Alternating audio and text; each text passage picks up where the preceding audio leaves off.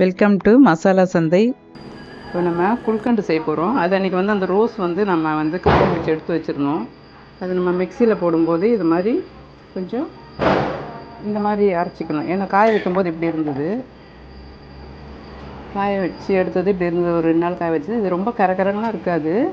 இந்த மாதிரி ஒரு நச்சு தான் இருக்கும். அது நம்ம இது மாதிரி கொஞ்சம் ஒன்றும் பாதியமாக இது மாதிரி நம்ம எடுத்துக்கலாம். இப்போ இதுக்கு வந்து நான் வெறும் நாட்டு சக்கரை வச்சு ஒண்டி தான் நான் பண்ண போகிறேன். நான் 1/4 கிலோ நாட்டு சக்கரை நம்ம எடுத்துக்கலாம். இதுக்கு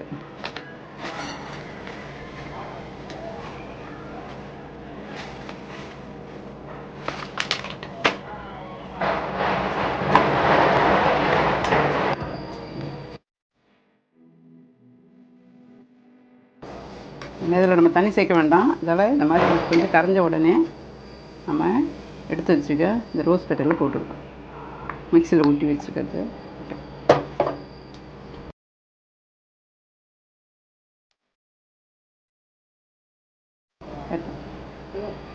கொஞ்சம் லோ ஃப்ளேமில் வச்சு கைவிடாமல் கொஞ்சம் கலர்.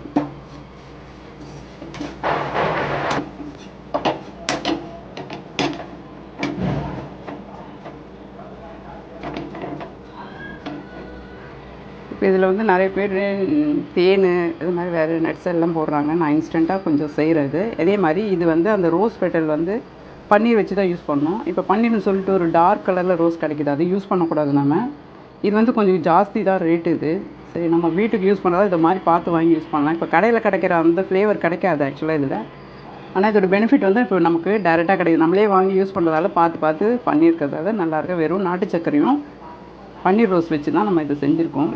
இது வந்து குளுமை தான், உடம்புக்கு குளுமை. நம்ம செஞ்சோம் ப்ரிசர்வ் பண்ணிடுறதுக்கு எதுவுமே போடாதால இது நமக்கு தேவையானப்போ அப்பப்போ கொஞ்சம் செஞ்சு ஒரு 10 நாள் இல்லை ஒரு 15 நாள் அளவுக்கு வச்சு நம்ம இதை சாப்பிட்டுக்கலாம். இதில் நிறைய எதுவுமே நம்ம வந்து சேர்க்கவே இல்லை. வெறும் சர்க்கரையும் நாட்டு சர்க்கரையும் ரோஸ் பெட்டல் தான் பண்ணியிருக்கோம்.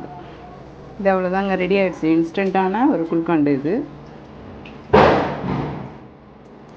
இந்த குல்கண்டை நீங்கள் வீட்டில் ரெடி பண்ணி பார்த்துட்டு எப்படி இருந்ததுன்னு எனக்கு கமெண்டில் சொல்லுங்கள்.